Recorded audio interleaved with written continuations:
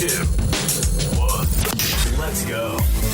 Welcome to the Fiction Addiction Podcast, a podcast where we go one-on-one with fiction creators, such as authors, filmmakers, actors, songwriters, and more. Each episode, we get the inside scoop on our guests' creative process, the ups and downs of their industries, and our guests also give out tips and tricks that help them become successful. And now, let's jump into the episode with your host, Chris C.L. Lowry. All right. Welcome back to the Fiction Addiction Podcast.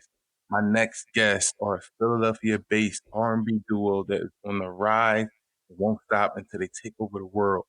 They are one of the hottest rising R&B acts today and are taking the industry by storm. This duo fuses traditional R&B, urban soul, and hip-hop with a shared appreciation for acts like Jodeci, Dru Hill, SWV, and TLC. The members of the group are from different parts of the city, but were put together by Ali Hyman and started making music in 2013 under Real Boy Entertainment. Also known as the Bad Girls of R&B, the duo continues to grow loyal and dedicated fans through real singing, implementing catchy hooks with vibes of yesterday and today. Collectively, they are well known for their dynamic and aggressive performances on stage. Ladies and gentlemen, we have singers Beyyond and Dominique Nicole, who are the group Aviance. What is going on, ladies? Woo, woo, woo. Hey. If we were DJs, we would have put that in there. We doing good. Thanks for having us. Oh, man, thanks for being here, man. We appreciate it. Of course. So first and foremost, the COVID-19 coronavirus, the global pandemic, has shaken everybody's worlds up. What has been the impact of the pandemic on your lives? Go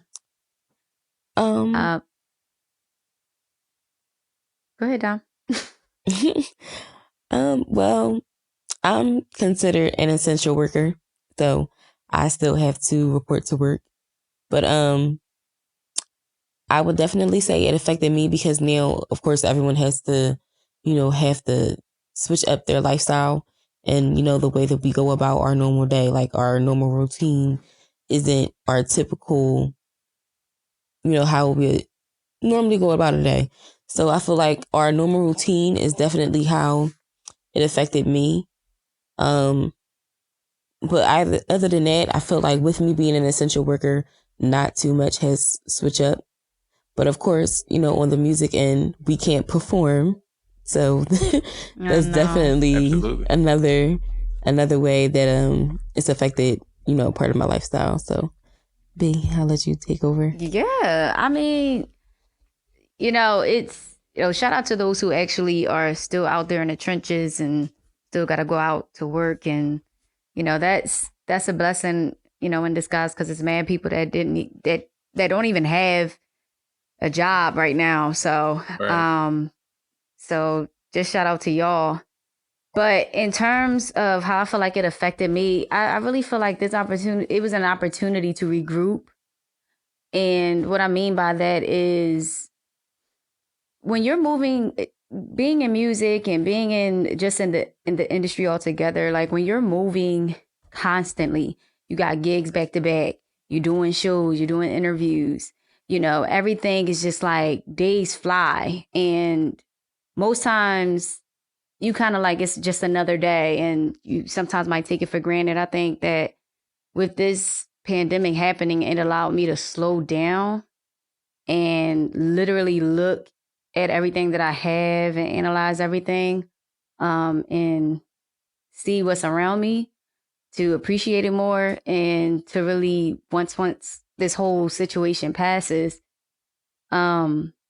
just going about life differently. Like I just feel like my mind is in a regrouping stage right now. Like everything that I thought I knew isn't really what it is, type of thing. So it really allowed me to just open my mind and find out more about myself and just more about just the meaning to life, that sort of thing. Boom. There we go.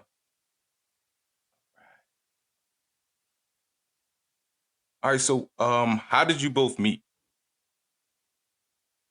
Well, Dom likes to tell the story how we got together. Dom don't really tell this part. Our manager actually put us together. He met us both on separate occasions. She came, from a photo shoot party, from a venue that we would go to frequently, and I met him through an old mutual friend. So, he both put the bug in our ear that he was creating a girl group. So once he told us both that, and he held auditions for him to meet everybody and weigh the options out that came out, and that was how me and B met.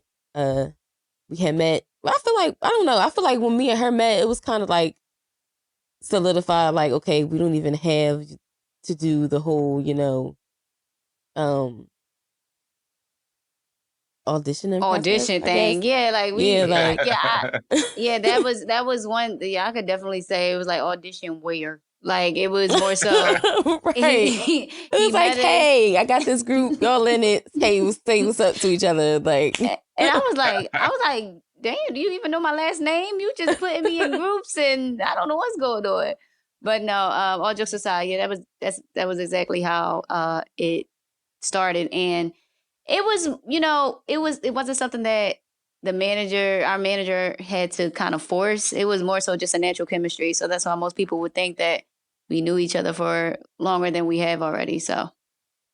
Right. Like, I don't even know how many times I can count. Like, as many times we didn't have shows and people always ask, like, oh, y'all sisters? Y'all look just like they ask us all the time. Yep.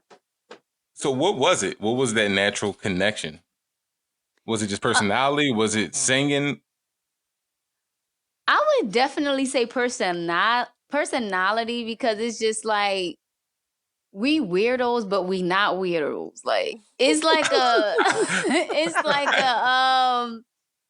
oh, she crazy, and oh, she crazy, but she crazy in her own way. So it's like, it's that instant you get it type moment. You know that natural chemistry you have with people when you enter into like a room or an event, and you start talking to them, and then you show a little bit of who you really are. Your real goofy or your real like playful self. And then either that person is going to shy away. Yeah, they either understand it or they be like, okay. And then you be like, okay, well, you ain't the one. You know what I mean? Move on to the next person. Right. So it was kind of like, oh, her crazy match my crazy. Oh, okay. They matched each other. We got this. Yeah, right. It was cool. But at the end of the day, the love for music was there. And we both had a grind mentality, and we always knew how to separate, play from work. But when we definitely had that downtime, we definitely took advantage of it. Let's believe that. Right. Right. So how did the auditions go since you guys developed that chemistry? It's like, so how did the auditions go after that? So we were in the past a 3-band member group, and things happen, people decide to join a group, and then they decide to pursue their own dreams and their own passions, which is fine by them or us. So that was an audition process for them to see if they were a match for me and Dom, or if they were a match for the music that we already had in the works, because we already had an album that was already produced and out there. So it was more so like, okay, can you flow with what is already moving? And can you just basically join the train? So that was the auditioning process for that. And now it's just 2 of us, and we just duoing it out, if that's a word. And we just, we just riding it out, and that's just how it is. Now, when did you first find out you had a passion for singing? I found out, this is Don, by the way. I found out fairly early. I pretty much grew up in like a musical household, and I was heavily involved in church when I was younger. I was part of the choir and everything. So I started like pretty young, like right when kids started talking and stuff like that, because my dad sings as well. So, he would sing around the house all the time. And once they, realized that I had a bug for it, it was like, oh, we got to do something with this. We got to put her on a choir or something like that. So that's how that worked out for me. Yeah, for me, I actually found out later in years that I actually liked to sing because I've always been a writer. And so I would write a lot of poetry, a lot of short stories and stuff. I actually have poems published, but I Wow. found that I had a sound when a friend asked me one day to just sing on his album. And then that's when I was like, oh, okay, I could do this. I could really do this. So then I got with Ali Hyman, and he put me in, became a part of Aviance, and it's been history since then. So, How much did poetry play a part into your songwriting? it played a lot because it was more than just making something sound good. It was seeing a story. So, I was one of those kids in school that when I had English class and we had poetry time or something like that, and teachers would literally break down how to write and break down a poem. I was one of those students that was dead serious. Like everybody was saying that class, but I was dead serious trying to learn just how to get that joint, get it right. But it definitely played a part because every song that I write, and even Don for that matter, I like to see a story. I like to see a purpose, beginning, middle, and then like a story. So, Yeah. And absolutely, that songwriting is definitely storytelling. So, where do you two draw your inspiration from when writing your songs? We pretty much can draw up inspiration from anything, like from any situation that anybody has went through, whether it be us or people that's close to us, or things we might see on the internet, anywhere, yeah. literally anything, like a story somebody could have told us, anything. I definitely say, yeah, anything, real life too. Mm-hmm. Real life, because life happens and you really can't speak about something unless you understand where it's coming from and unless you can relate to it. So most times when you listen to our music, it's real thoughts that we have. Like one of our songs, one of my favorites is Introvert. And it's really about, okay, some days I'm in your face. Some days I just want to be left alone. And it's just as simple as that. And it was from a real place. And then we have songs where we are writing about love and we're hoping for a future with someone. That's one of our songs, Future. So it comes from a real place. Mm-hmm. It comes from a real place, and it makes it more real when we in the studio. It don't feel like work. Right. Like we're just living. Like we just living our story when we in the studio. So Now, what's that studio atmosphere like? What's that creative process like when you two are in the studio recording? So it can go a lot of different ways depending on the producer that we're with. It's best when we're with producers who just want to start everything from scratch, because Aviance has this sound that is just us. We're soulful, we're, smooth, we can rap, we are humorous, we are comedic, and we like different sounds that bring out all those different features in us. So when we get with somebody, they'll start playing with the sounds and stuff like that. And we'll say, okay, keep that, get rid of that, et cetera, et cetera. And then we'll start humming, and then we'll start, throwing out words and throwing out phrases. And then next thing you know, we got a hook. And the next thing you know, Dom will go in there, lay down some vocals, and I'll go in there and lay down some vocals, and we got a song. It's literally just like that. But those are the best sessions when we start from scratch. Yeah. 100%. So, Dom, how much did having that church upbringing play into your music down? It definitely helped with my ear, 100%, because everybody knows that when you hear Aviance, you're gonna get a bunch of harmonies, a bunch of rich harmonies at that, um, pretty harmonies as that blend well together. So that definitely played a part in my ear because with me being in the choir, I'm used to hearing sopranos and altos and tenors and things like that, and things that can go in between. Um, a whole bunch of different stuff, like just runs and ad libs, and it definitely helps you be more creative with your ad libs and songs as well. So, it definitely helped with my skill set, I would say for sure, because anybody knows that with singing gospel, they don't come to play. Oh, absolutely. Absolutely So, right. You gotta come correct.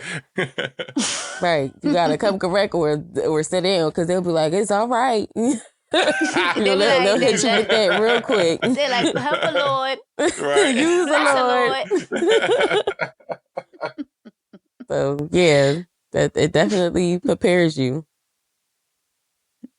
So break down your artist names for me. Beyyond and Dominique Nicole. Break down the artist name. Yeah. Wow. I'll let B go first. Why my name is my name? Mm-hmm. All right. So back in the day when my feelings was hurt by a boy that I like, he was my first boyfriend ever, and he played. Well, I don't want to say he played me, but he decided to move on, right? And he called himself saying, "Oh, I got to focus on me in school." I'm like, okay. Next thing you know, he posting up this girl saying, yo, she is the most beautiful girl I've ever saw in my life. Right. And so I was like, something in me was a little hurt, but then something filled me up. And I was just like, you know what? I'm not beautiful. I'm beyond beautiful. So at that point, that's when I became Beyond Beauty. And then it stuck ever since. That's how it happened. And yeah, so everything I do is just beyond, it's just extra. So everything is just going to be extra ever.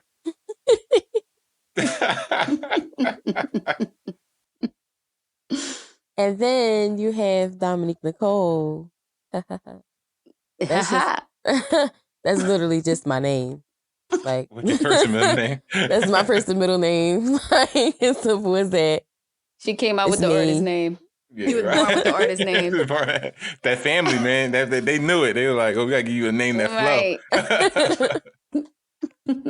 Now, Aviance. What's the foundation? What's the basis of that name, and what does it mean to you guys? Go ahead, Don, break it down.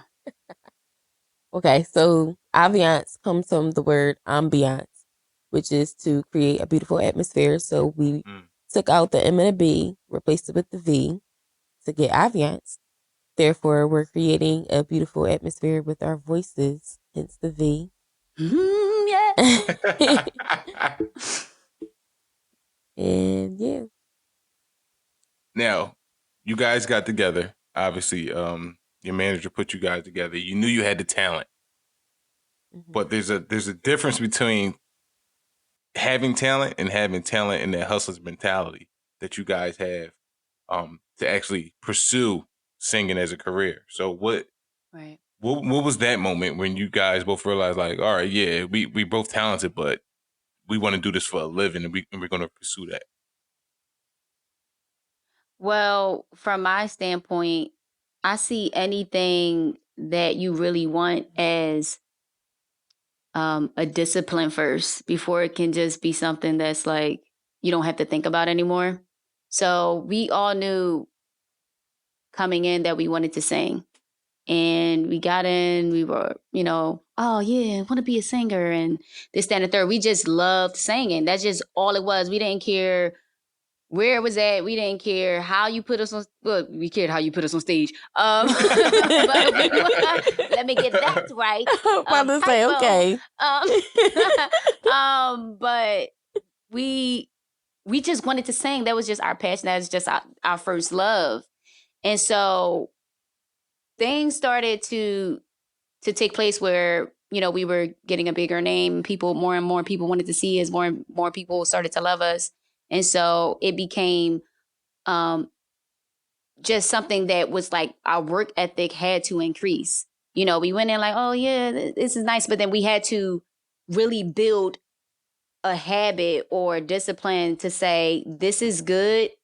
If you keep working hard at it like this, it'll reap results and you'll see the results.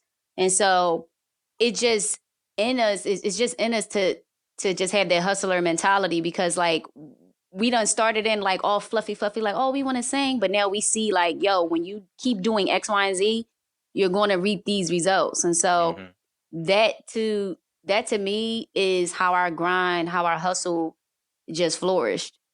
Because it's hard to make mistakes when you've already learned from so many, and you're not falling back, you're not giving in, you're not giving up, and you just keep moving forward. So there are a lot of things that could have broke us, but it didn't. So the hustle mentality is really here, is really set in stone at this point.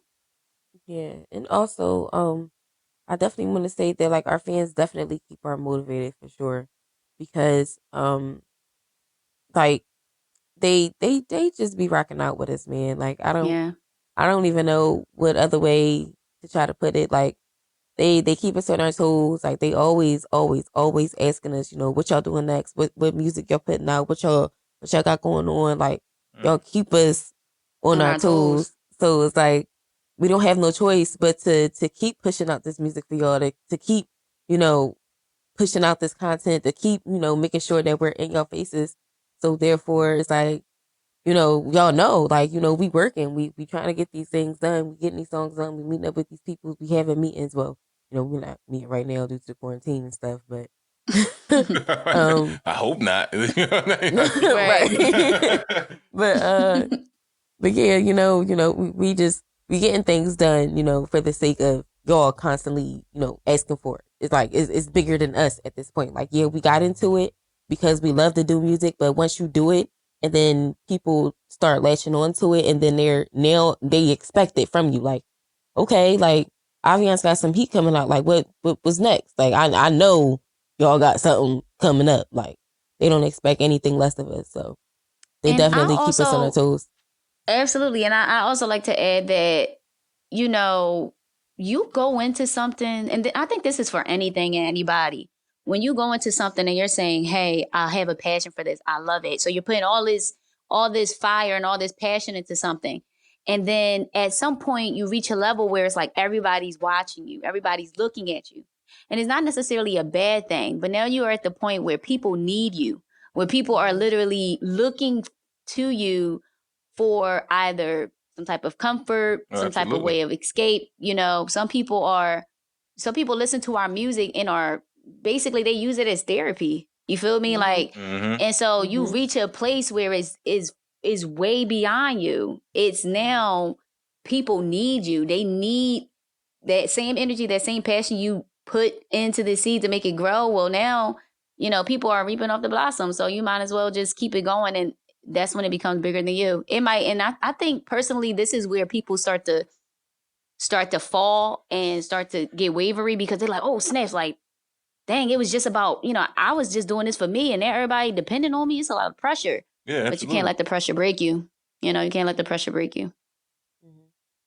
Now, what keeps you guys, besides the fans, you talked about the fans, but what keeps you guys motivated? Because obviously, going from, you two had your connection, but going from a 3-member group to 2, you know what I mean? That's a lot. That's a lot of emotion right there. Yeah. That's a lot of you dedicating, whether that person wanted to go do their own thing and you guys accepted it, but at the same time, he's like, we were building something together.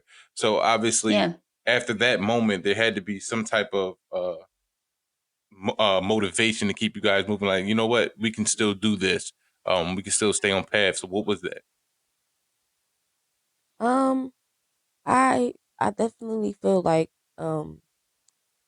it's destined. Like it's going to work. Like anytime, and I'm pretty sure B can vouch she can vouch me for on this, but like we have deja vu all the time of us making it big, whether it be on super big stages or, you know, us having, you know, those intimate shows where, you know, where it's more personal, we're trying to connect personally with our fans or, you know, anything of that nature. Like everything comes so natural to us. Like nothing was ever really forced when it came to us breaking into the industry. Like even when we first started, like nobody understood the concept of what we was trying to do. Like nobody was trying to, especially at that time, like nobody was trying to sing like how the 90s was. Like people were trying to leave the 90s where it was at. And we was trying to tell them like, no, like the 90s is lit. Like we need to start singing like them. Like World y'all, singers. Hell yeah. right. Hell yeah. Like y'all doing some type of watered down type time that, and we not really with it. Like we want to sing, like we want to actually feel, you know, what the actual messages in the song. Like that's the type of music that we're trying to put back out there, and nobody understood that at first. But you know, we just kept it pushing. We just, you know, kept doing what we was doing, and we just that persistence, you know, got us, you know, where we was at today. So, and that's why I say it's destined, because even with that being said, like we didn't had so many things that was thrown at us that could have just, we had every reason to break up. Like everything that could have happened to break up girl groups, like it didn't happen to us. Like everything that you could think of, we done went through it. So the fact that we still here today and we still pushing and we still, you know, is still trying to get it, like, and even more than ever now. So it's like, it's no other way. Like it's other ways, but it's no other way. Like Facts. So what was it about 90s R&B that made you guys want to gravitate towards that genre? Because obviously a lot of people take the easy way out. You guys could have came in running on that I don't know what type of, I don't even know what to call it R&B nowadays, that trap, money, drugs, shaking ass. He said money, drugs. He named the whole movie title. Okay. So what was it about that old school? Because old school R&B is emotion, it's love, it's real life situations, it's everything you can go through in life. What was it about that genre that made you gravitate towards it? I think it was like Dom said, it was passion, and we being young girls in R&B, hip hop, you know, we besides rappers, big name rappers, and we singing, and it's just like it turns heads.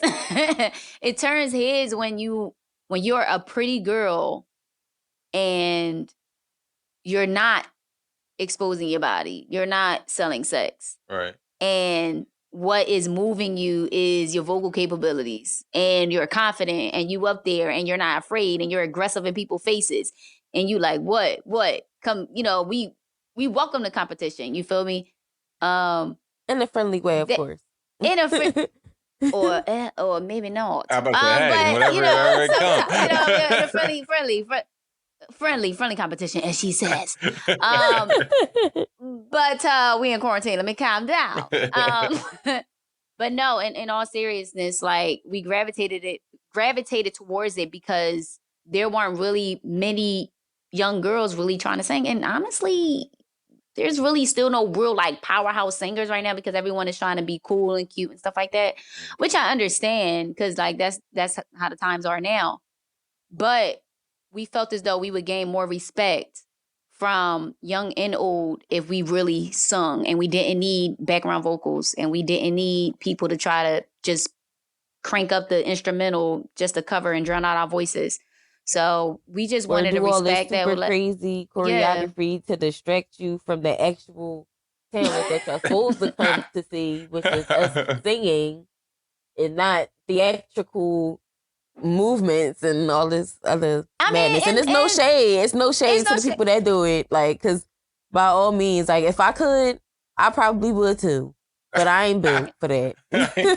Yeah, but I think that's the awesome part about the industry is that there are so many people with different capabilities, and if you want to see somebody that's pop locking, twerking, then you go see that artist. If you want to see somebody, if you want to see somebody that's really singing their heart out and you want to cry on stage, then you're going to see Aviance. If you want to feel like, oh my gosh, like I just really went through this traumatic moment in my life and I need to turn up and be free, well, then you want to see Aviance. You feel me? Like we just have a love for music that we want to sustain throughout the years. We don't want to be trendy. We don't want to just be like they had a sound for 2020. Like it's we will be able to change with the times. So the bad girls of R&B. Who's bad? Us. So break that down for us. Definitely. We were kind of alluding to it that when we started out, and even now, like it's girl groups out there, it's girl duos, it's just girls out there, period, in the industry who feel as though they have to sell sex. And there's nothing wrong with being sexy. There's nothing wrong with having sex appeal. But there's a difference when you feel like you will not get a record sold or no one will click on your picture unless you have a booty cheek out or your breasts are exposed or your whole body is out. Like people they careless, they reckless now. They taking pictures butt naked and they just showing it to everybody. Right, basically. But, basically. So with that being the norm where men are trash talking women in their songs and women being okay with that to, women just being insecure and not confident. Well, we didn't want to fall into that trap. We literally wanted to go against the grain. And so when we say bad girls of R&B, it's literally going against the grain and not having a regret about it at all. Like literally, if someone says, oh, y'all corny because it's been many people trying to pressure us to put a booty cheek out. And I said, put a booty cheek out. But you know what I mean? Like to really just be dropping it low down stage every opportunity we get. Like, basically, or we got to talk about something crazy in a song. Like we don't have to do anything. like anything that we literally took back. Now, if you listen to Aviance's first album, we was straight coming at ninjas. Like we were straight coming at ninjas because it was in that time where, well, it's still like that, but guys were it just irked our nerves that women were okay with the idea that men called them out their names or trash talked or cat called or whatever. And it's been so programmed for us to listen to it that we're okay with it. And it was just more so like, okay, how about we make songs coming at y'all? Or how about we make songs that might make y'all a bit uncomfortable? And so how we did it was we made it catchy. We made it something where the guys were leaving out the venue singing our songs. So either way, you're going to make music that's timeless, especially when it's coming from a real place. So, that's just us going against the grain, and not being ashamed or afraid to say it. And actually standing on everything that we say. Like it's one thing to say something and then go do something completely different, but it's another to say it and actually stand on it. And continually like have that as your movement for years. So, yeah. Now, Dom, you said something earlier that just clicked in my head. You talked about how you came from a family of singers, and then once they found out you were singing, they promoted it. They were happy for you. How much did that family influence play into your confidence stepping into this industry? It definitely helped a lot because I feel like my mom swore she was my manager at some point in my life because she had no problem putting me on the spot for anything. Like she heard somebody knew somebody in the industry. Oh, my daughter sang. Up, Dominique, go ahead, sing. Come here, start singing. they holding auditions here. Oh, I'm bringing my daughter. We out here. We standing in this line. We waiting. We out here. Like my mom was definitely 100% supportive in anything that I did, whether it was ridiculous or not. She was there. So it definitely it plays a part. And even to this day, like, with the music that we're promoting now, like I have my cousins that know our songs like the back of their hands. Like they'll just listen to it, they'll have it as a part of their normal playlist, and they just be singing or rapping to whatever. They be knowing it word for word. Like they'll just call me randomly, just singing the songs, just because. Like they're very supportive. So it's definitely great when you feel that love being poured back into you.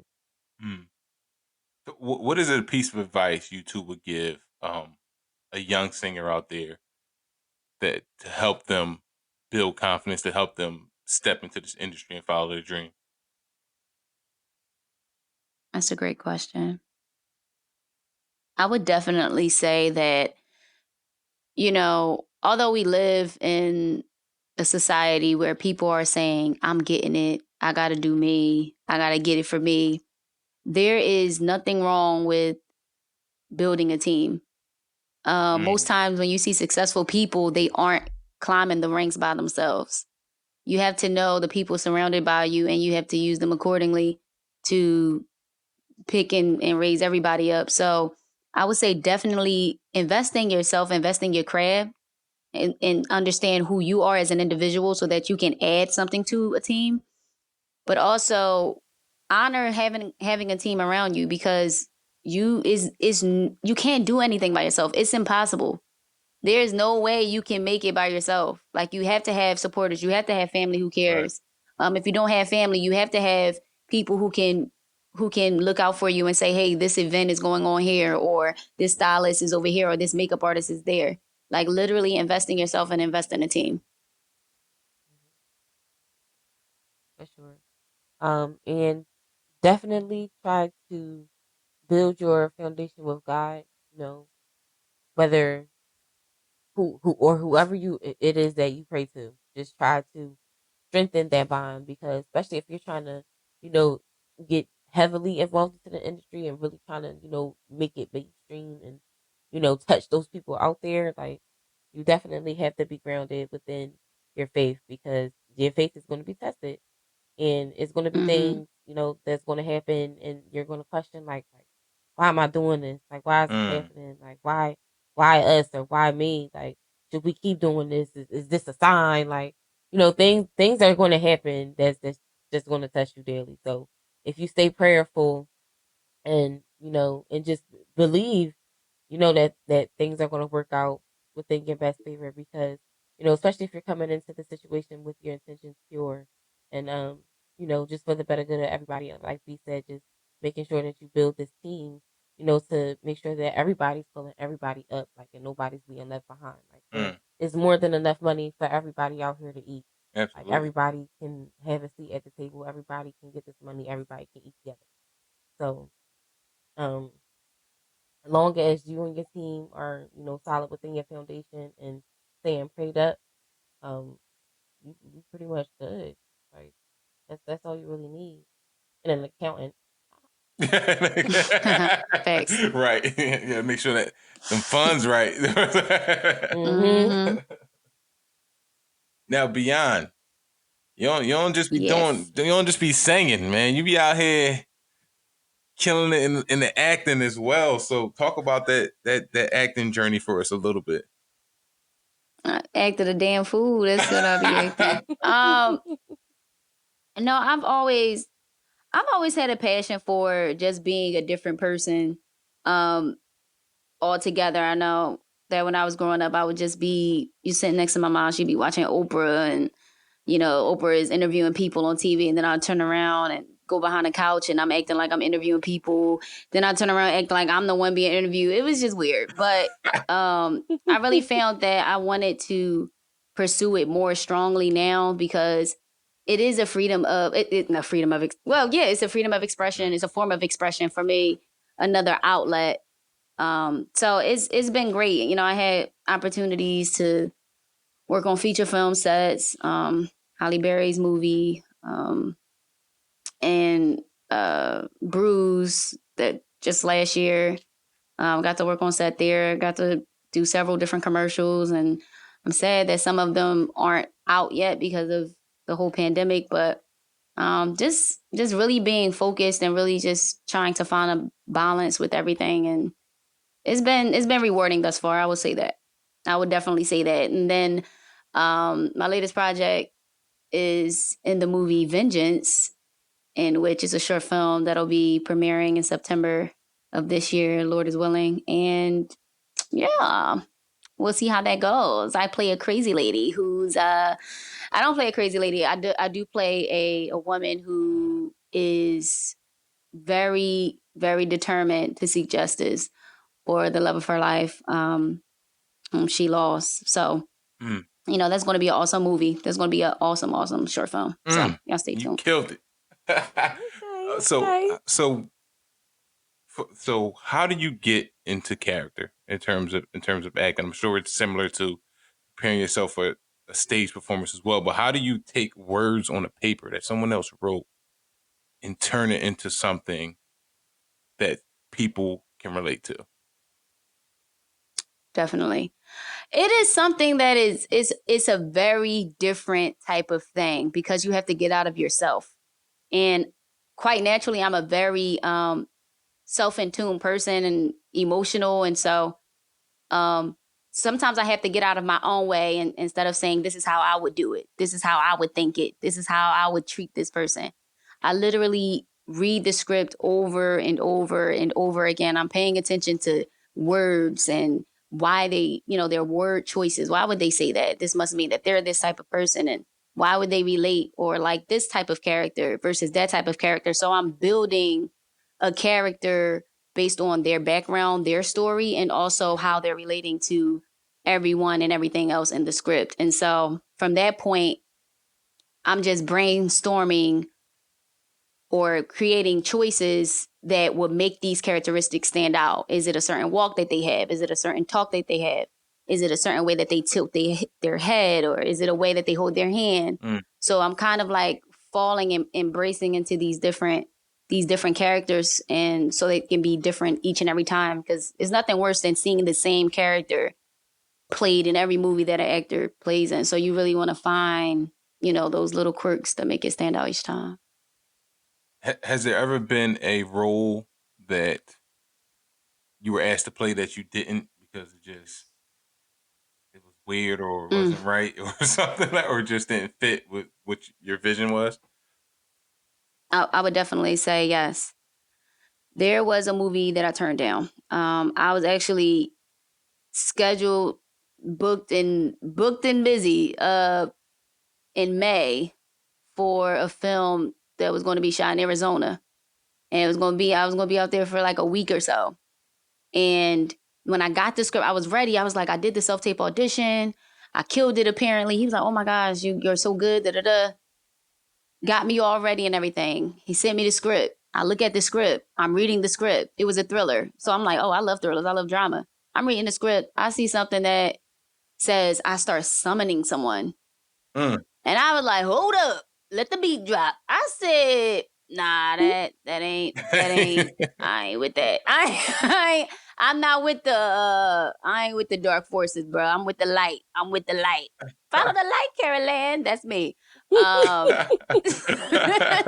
So it was very uncomfortable because it just doesn't go with what I believe. And just to say this, I know the type of industry it is. It's, even in music, you got people who think differently, who believe in different things, and people rely on those different things. And that is another thing that makes us stand out, because we don't conform to different things, group thinks.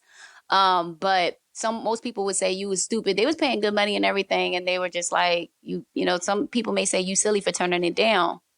However, I know acting is acting, but at the same time, those forces are real. I don't play with that. And I took kickboxing. I'll start punching something real quick. You know what I mean? I ain't with it. So yeah, that was the one thing I'll say I turned down, and I don't regret it at all. All right. So going back to the Bad Girls and R&B for both of you. Yes. What's that feeling like when you step on stage, perform?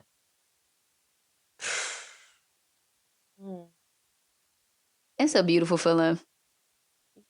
For sure.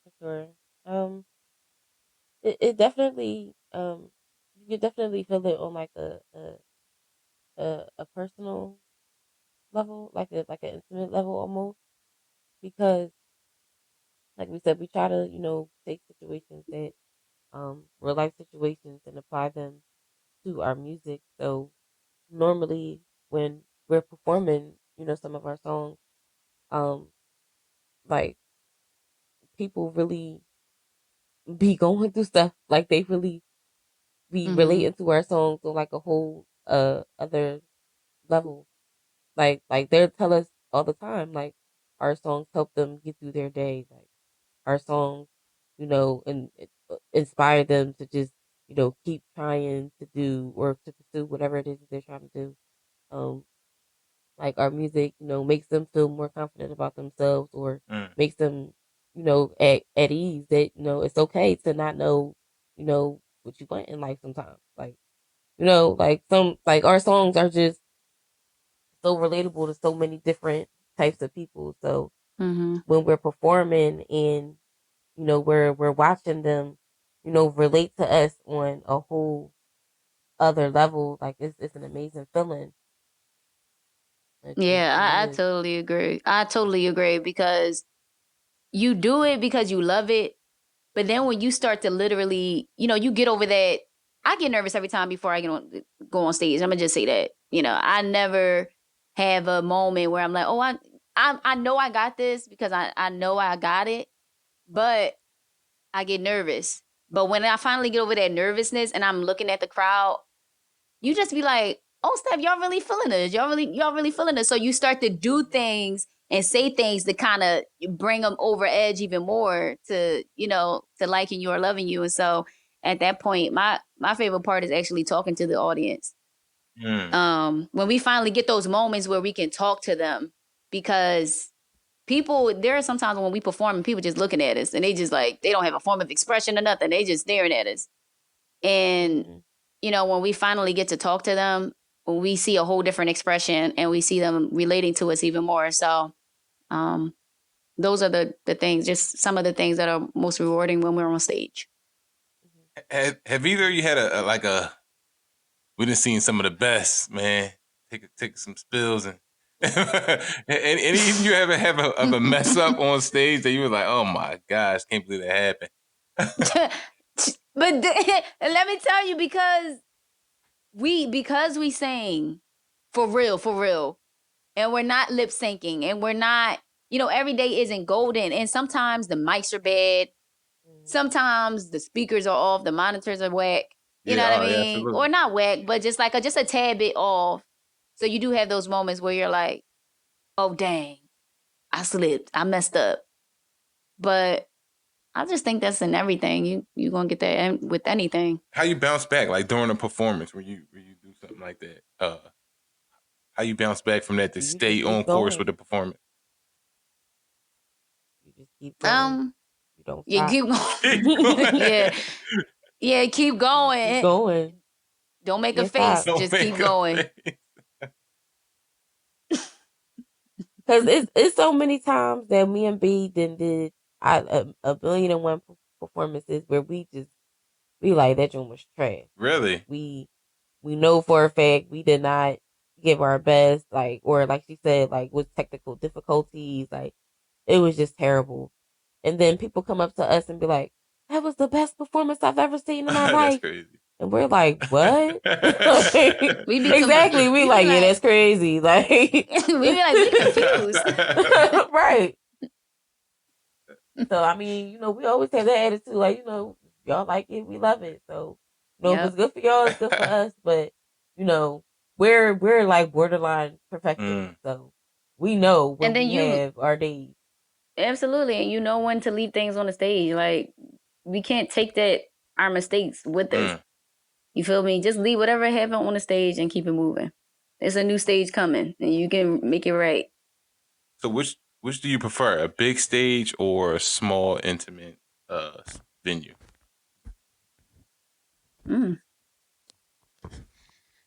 That's a good question. I favor intimate crowds. I love big stages because I love to run around. I love to I just like when we just be little bullets. You be like, who them little things just on the stage? It's just us back and forth. Right. I like those stages, but I also like intimacy because, you can pull a mic away and still be ringing. You know what I mean? And you can get close to people. You can touch them. You can get in their face. You can hold them. You can do a lot of stuff where people are just like, when it's more intimate, it's just a different vibe. When and where was your first performance? Ooh, first performance. I can tell you, Dom. I can tell you right now. I know exactly. I think I know too, but I'm gonna let you. You can take that, June. You got that. Oh wait, I hopefully we're thinking the same thing when we did a singing competition. And was that it? Yeah. Why you saying like that? It was it was Charlie Mack had a competition in Philly. And we were the group. It was actually 4 of us at the time, and we were fresh off the boat. We was together for like 2 seconds. Oh, for real? Yes, we was together Philly for 2 seconds and was already entering competitions. Like Jesus. Yes, in South Philly. Yup. We was in that joint, and guess what? We made it to the semifinals. Oh snap! Yep. So it was. And we didn't even rehearse. That's the problem. What? That's the we didn't. It was no rehearsal. It literally was like, yo, y'all gonna sing this song. Learn it. If y'all know it, great. If y'all don't, you better learn it. Yo, that's great. Yeah, but we was in there. That's it. And that's how that went. And we made it to the semifinals. Like we got a whole personal shout out by Lil Mama and everything. Damn. Yep. So how was that moment being involved in that so early in your career and getting so far in that competition? Like, how did that feel? It was encouraging because it was like we got to see celebrities and it was an opportunity for them to see us. But at the same time, it's like you're amongst all these different artists in the city and you like, yo, I would have never known y'all existed had, we not been here. But it was encouraging because everyone was just so humble and everybody just wanted to get it. Everybody was hungry. Everybody in that room was just hungry. And there's no greater feeling than being in a room full of hungry people, who are also looking to get it like you. So it was encouraging. It definitely was a confidence booster when we made it to the semifinals because we was like, hold up, we really, I guess we all really singers, y'all. Like we made it. And we were. I'm sleeping, yo. Now, y'all performed alongside acts like SWV, Dru Hill, Faith Evans, Mario, Lil Mo. How was that in those moments, being alongside those artists and being on the same stage as those artists? I would go. You was gonna say something, Don? No, you gotta go ahead. I was gonna definitely say it was a great opportunity. But each time and Dom, maybe you can back me up on this, but we literally went there and was like, "This our show." We were opening up. We were opening up for all these people, and we were humbled and we were grateful. But at the same time, we made it up in our mind that we had to leave out with at least half of those fans in there. Damn. You feel me? So we didn't get all mesmerized and starstruck and all that. We did all that after we performed. And we was like, okay, now we can, let our hair down and just, relax. But mission wasn't going to be accomplished till we just ripped that stage. In which we did every time, which I'm so grateful because there has never been a show that we've done where people were disgusted or they didn't love us or they turned away or they started talking while we was performing. Like eye catchers each time. And it was our show. We performed for them, but it was our show. Definitely. Like, even to the point where they're coming back from their dressing rooms to see who's on stage. Like, who is these girls out here blowing like this on our stage? Like, like this our show. Like, what they think they do? And then don't let us come with our band. Don't let us come with the mother fathers. Like, then it's like, okay, now you're not about to outshow us now. Like, okay. But we definitely we coming with the heat. So it's always a humbling experience though, because even when we come out with that attitude, like it's never on some like, oh, we coming out better than like with the snobby nose up, like y'all can't touch us type of thing. Like it's not even on that type time, but it's just like, friendly competition. Like, okay, they came to see y'all. which is perfect. Like, it's great. Like, I love you guys too. But, But we're here for, we're here for one thing and one thing only, Right. So we came here to do our thing and, snatch a couple, play a little game of snatchies. And, everything's great. So when did that mentality kick in? Does it kick in as soon as you see the lineup? Like, okay, we know, because it's different when you're opening up for. I see one of the people opening up for Silento. That crowd's different than opening up for SWV, because that's right. Oh, like then Absolutely. some of those fans are coming with you. So when does that mentality kick in, and like what's the plan? Like when dealing with that? Well, no matter which show we do, we're going to be singing, like really, really singing. Now, what differs is our choice in music selection. So if in the event of something like Silento, which was a summer event, and it was mad people smacked up, it was smacked up out there on the block. Yeah. On the blocks, make it plural, because that's how many people like were out there. Damn near the whole South Philly was out there. Basically, yeah. So of course, we're going to have songs that are in light of summertime. We're going to have songs in light of people that want to dance and want to move, and because they can't sit down. So in the event of like SWV, we're going to have songs that really show off our vocal capabilities. And at the same time, we know it's some people in your age group that like to turn up. So we're going to sprinkle some of that in there too. So, we always, no matter what, the recipe was consistent. We really let people know that we have a gift, and then just our choices. Versatile. Yeah, but versatile is how, like, put us in any type of show, we gonna rock it. You could put us in the middle of a rap show with a bunch of rap ninjas. Like, we got bars too. So it's like, right. we're chameleons. Like, we're really just chameleons in the industry. Like, literally, you can put us anywhere and we're gonna flourish. So yeah. So you get on stage, you do your thing. You're alongside. You're sharing the stage with some of the people you obviously you admire and you respect. But then afterwards, you're getting cosigns from Lily, from SWV, Lil Mo, like cosigns saying that you did your thing. That they're referencing your stage presence. Is that basically that confirmation that you guys already knew that you killed it, but now you're getting a confirmation from some of the people you look up to. What's that feeling like? I think it feels great, because most times when you think of, these A-listers and these B celebrities, you don't think they see what other regular people would see, the people that aren't celebrities would see. But when you got celebrities saying that you're also, like, when celebrities are saying, yo, y'all dope, it's like, celebrities just don't be talking. Like, they literally don't just talk just to talk. But when they actually step outside of their comfort zone, when they step past their security, when they step past their husbands and their wives and say, yo, I just had to come out and say something to y'all, that's a big deal. You feel me? It's enough to motivate you. And then when they actually care enough to even give you, deed to what's going on to the industry, what's going on in the industry, and giving you advice and words of wisdom, like, those are memories you can't make that stuff up. Like, you really can't. So evidently that stuff just carried with us, and we just carry it everywhere we go. But it's a good feeling.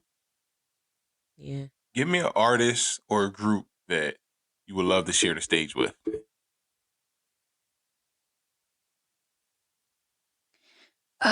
So Dom, you can start this off, because in my opinion, I've always wanted to share the stage with the people I always listened to all my life when I was young and even old. Like, I've always looked up to Dru Hill. I've always looked up to Jodeci. I've always looked up to Faith Evans. I always looked up to, all these different artists. And then we actually shared the stage with them. I think, we shared the stage with Mario, Molly Music. I would say, I think another person on our list that we haven't shared this stage with yet, but I definitely feel like it's coming soon, very soon. TLC. Yeah.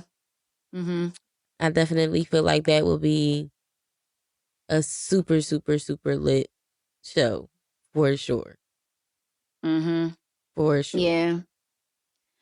It's people. Yeah, I mean, it's mad artists out there that are like kicking it and stuff like that.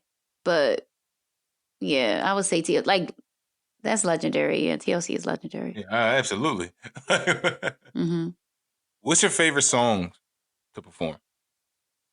Mm-hmm. I feel like we was just talking about this on the when we was on the Instagram live, I think. You know, I love performing. I love performing introvert. When I don't want to talk, I don't talk because I don't like no petty conversation, and I don't really need no interaction. Like, yeah, that joint when we start popping them shoulders, that's maybe one of my favorite songs. And also Craig, You Ain't Gotta Lie, Craig. Like that was also another song that I love to perform. Yeah, I agree. I feel like one of the songs, one of the songs for me, I feel like would probably be one of my favorites to perform. I don't know. I feel like I'm kind of torn between two. Like, most times I want to say it's Encore because that's like one of our songs that like it kind of like sums everything up and it's like a turn up. It gives me like that early 2000s type of feel, like that super boppy type of, like a fun it's a fun song. So I definitely put that as one of my favorites. But I also feel like Future is definitely one of my favorites to perform because I feel like that shows most of our like can't even speak, most of our vocal capabilities. So like that's one of the songs that I feel like people listen to like and they sit back and like, dang, like they really can sing. Like this ain't a joke. Like they really can do this, like whether with mics or not. So, it kind of just depends on I guess the crowd, you could say. But I definitely feel like those two, they're so different, but they're my favorites for different reasons. And then I feel like you may even have a favorite song if you listen to is Aviance on all music platforms where music is sold. That's just my little drop. Streaming now everywhere. Streaming now.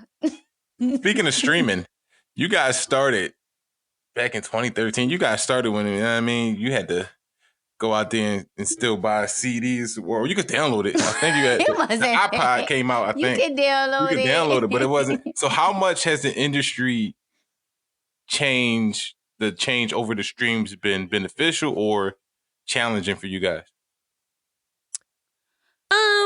It's funny because it's funny that you bring it up because now, like, thinking back, like, dang, like we really was doing this for like a little minute, because when we first started, like one of our first projects that we released, like we released them on like hard copies, like CDs. So we would actually like selling CDs and, giving out CDs and stuff like that.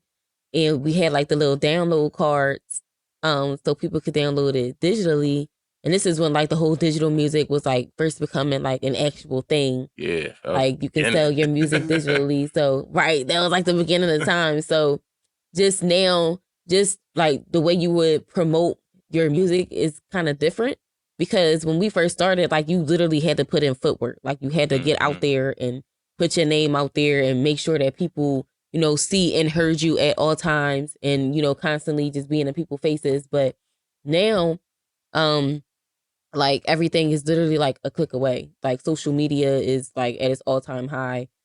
Streaming is at an all-time high. So now, like if you just stay present within the social media presence, or, whether you're out doing a show and you're creating content from you being out and, just your everyday life and just being the entertainer that you are, like it's just your whole promotion scheme is way different. So you definitely got to keep up with the times to stay relevant and just to see like what's trending now, so you can continue to get those those likes and those subscribers and things like that. Mm-hmm.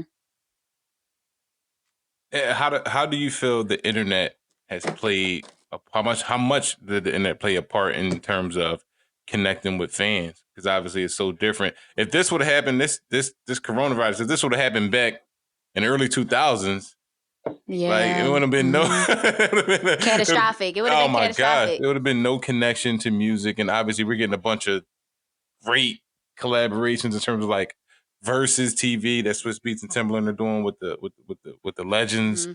But like if this happened back then, it would have been no connection. So how important is the internet and social media with you guys connecting with your fans? I would definitely say it's an opportunity for us to be on social media even more, and we know that people will see us because they have no other choice now but to be on their social media and see us and see us on their timeline. I would also say that it is a challenge now, only because, you know, people are in different time zones, and people, because they're home now, they're sleeping later. So it kind of puts us in a place where we have to be on 24-hour readiness for social media. So it's not like, okay, we're gonna just post one picture at 9 a.m. and then let the rest do what it do. No, you have to literally be around the clock, liking pictures, putting comments on people's stuff, or, you know, putting stuff in your story, you know, setting and, you know, delegating time to get on live and stuff like that. And it's just about staying relevant even more than before. And I think even after this whole pandemic passes, I think a lot of people will stay in that mindset a bit, because it's working, because a lot of more people are building their presence because of this time. So, you know, like I said, if it's a strategy that works, you don't switch it up. Mm-hmm. So if you two could change one thing about the industry, what would it be? Stop putting these mumble rappers out here, bro. Yo. Saying no. I gibbly, gabbly. You sound like somebody off a cartoon. No, that's not really a thing. I mean, that's not really what I think. I was about to say, it's a thing. That's really what I think. Yeah, that really is what I think. I would definitely say, if I could change one thing about the industry, man, respect and honor good talent when you see it. It has been countless times where it's so much talent in Philly, it makes no darn sense. But people are concerned about, you know, of course, image matters numbers and stuff like that, and numbers, and, you know, yeah, pretty much those things. And yeah, you got to work for that stuff. And but the problem is, people with numbers have most of them have no talent. Right. And it's frustrating because you are forced to look at them, and then because you see them all the time, you know, you're programmed to just be like, oh yeah, I like this person. No, you don't. They just the only option you have. You feel me? To see. So I would definitely say, if I could change anything, just let real talent walk through your doors and let the rest happen. Yeah. Yeah. You dropped the mic on that one. I agree. 100%. Right. Now give me one Philly artist that you guys would love to like collaborate with. One silly artist. Philly. Lizzo. Philly? Yeah. Or give me one Philly and give me one industry. Philly? Yeah. I thought you said silly. I thought you said silly. I thought you said silly as an S. Yeah, so you said silly. I said Lizzo silly. Lizzo. Oh, Don said Mickey Millies. No, you know. Mickey Mill. From Philly.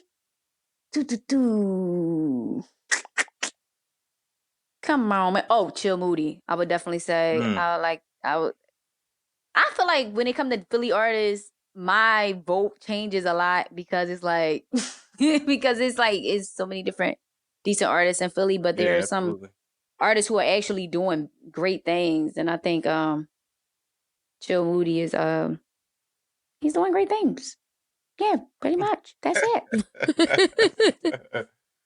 And now, what is the best advice you've been given by anybody since you guys started your journey? to remember why we're doing it. Because it's been a lot of times where we'll hit like a plateau or something of that nature, and it's like we just sit here thinking like, okay, like what are we really doing this for? Like what was the purpose again? Like let's go back to the drawing board. So they definitely draw into our heads, like, for one, never break up. That was one. And Right. two, always, remember what you're doing it for. Because once you remember your purpose and why you're doing it, then that spark will instantly come back and you'll get that drive. Yeah, I totally second that. I mean, the common denominator in all conversations was keep going, no matter what people say, keep going, keep staying focused, and keep the drive going and stuff like that. Because, most people, they don't want to see you lose. I know people think that sometimes, like they think they alone and don't nobody care about them or love what they do or respect them, but most people don't want to see you fail. So if you just remember that, it'll give you encouragement to keep going. Because like I said, at some point, you do become that person or that people or that organization that people need, that people look forward to seeing. Because if you're all of a sudden just going and you was always out there, then it takes their morale away. So just keep going and see where it goes. It's better to live a life where you old and you say, at least I tried, versus not having a life at all. So absolutely. And what's next for you too? Man, recording, writing.